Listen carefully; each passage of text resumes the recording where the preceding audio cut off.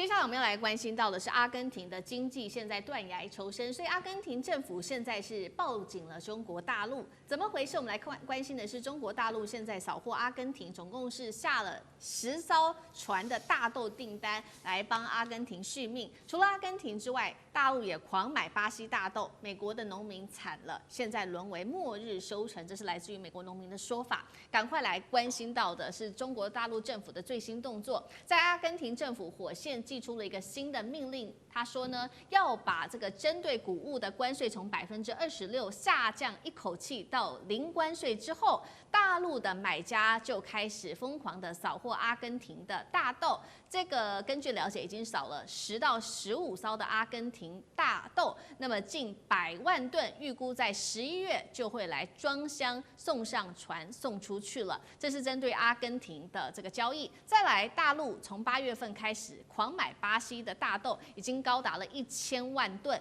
占总进口量高达了85%，等于把美国的大豆给完全的扫地出门了。那么我们现在看到路透社也做了报道，如果大陆在持续不买美国的大豆，到11月中旬都不买，那么美方恐怕会亏损1400到1600万吨的大豆的一个量哦。现在大豆协会主席也跳出来了，我们这个时候是收割期啊，大陆不买，我们直接断炊了，几十亿美元根本血本无归。今年美国的农场破产的数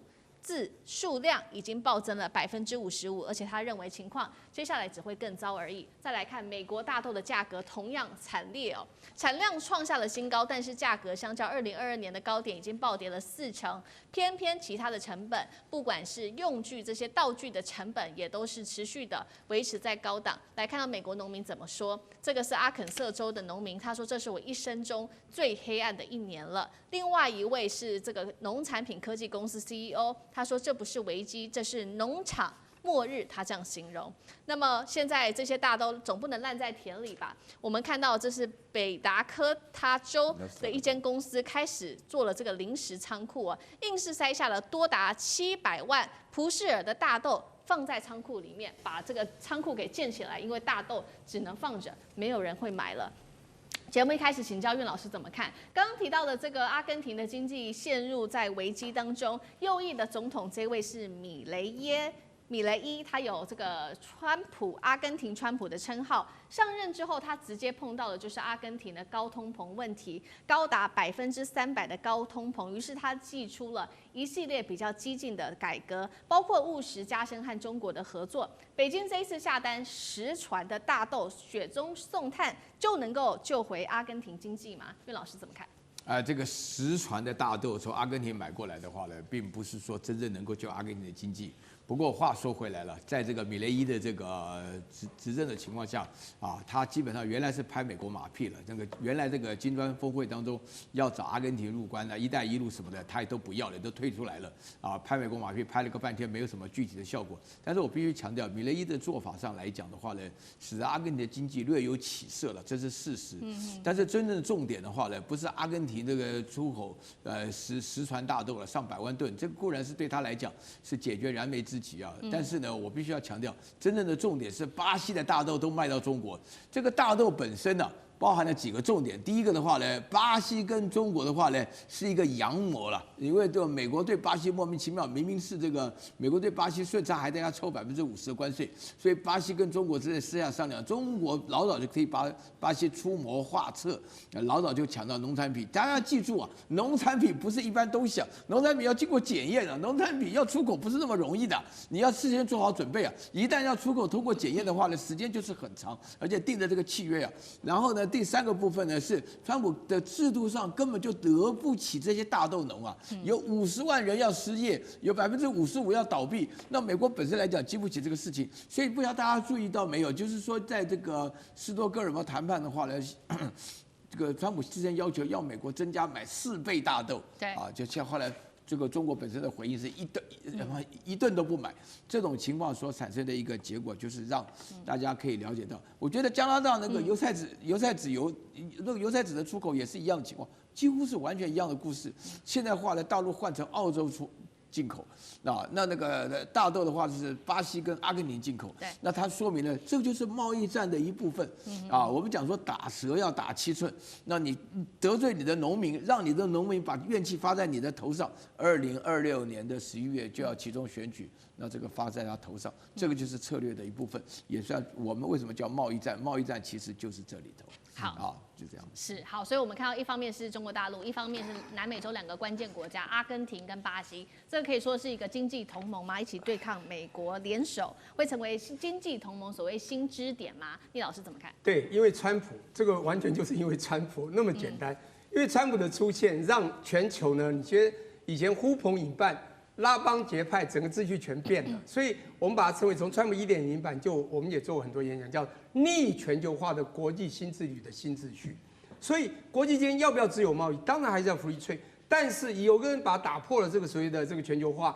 就我们现在 anti-globalization 的逆全化，那也就是在4月5号，你看到《经济学人》川普用了一个句子切这个国际地图。中间就是他把美国切，他跟每一个国家都断掉，就自己掉下去了。其他国家还是要同盟啊。那这时候呢，因为你还是霸主，还是霸权，这时候他也不能得罪你之下，那他用关税来制裁这个其他的国家。但是中国以牙还牙，奉为到底之后，他有他的底气之后，当然就在经济互换之下，他也必须做一些其他移转动作。当然也可以趁此也友好其他国家。我们都知道北美2个国家啊，美加，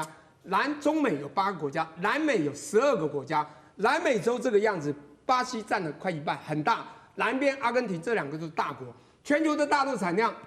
巴西占38%，美国你31%，31%也很多啊，31%是美国农民的命脉啊，开玩笑。以前中国都算是以前经济友好嘛，赚你很多钱就买你些大豆，你现在这样关税制裁我，这样子没关系，这个已经谈了好几次了。又开放一下，现在你又这样对我，我就去买巴西的。我跟你讲，我跟巴西还可以拉近一些关系。阿根廷有13%的大豆生产，一样拉好，这些国家就成了一个新的经济同盟支点。这是我讲的。当川普继续打关税，继续对所有的国家，不管是他的友人、友邦、敌人，全部都打的时候，最后打的是自己的脸开始被打肿。所以国际的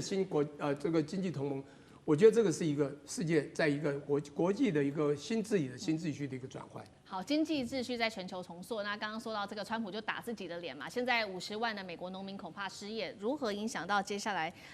川普的选票，尤其是明年的这一场选举？那农民倒仓会不会这个美国的政治版图重新又在洗牌？干哥又怎么看？55%的农场已经破产或面临破产。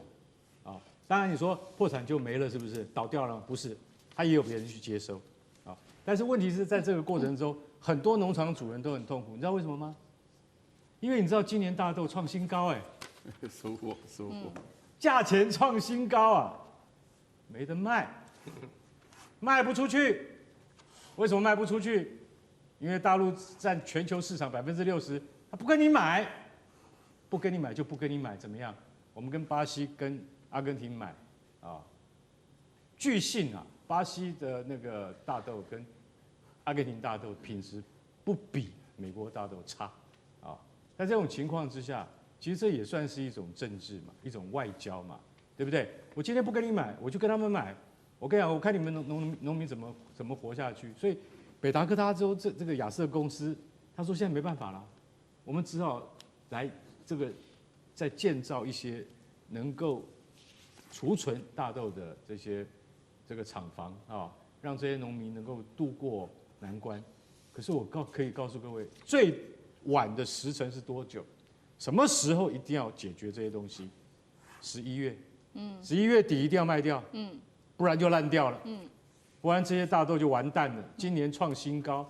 然后你的成本也一样创新高，为什么？这些农民，你知道为什么会有这么多被收购或者是会倒闭吗？因为他们所必须要有的种子啊、农药、机具、仓储这些成本，通通没有变便宜，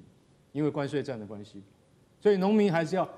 我所谓这些农民都是他们有几十亩地的那种农民，一个人就有几十亩，不是只有1、2亩田地的那种农民。他们一辈子就靠大豆在活命，那每年都很顺畅，有时候多，有时候少，啊，几代人都在种大豆，现在突然之间没有一顿卖得出1600万吨的大豆卖不出去，那是什么光景？所以大家要晓得说，美国现在遭遇到了一些事。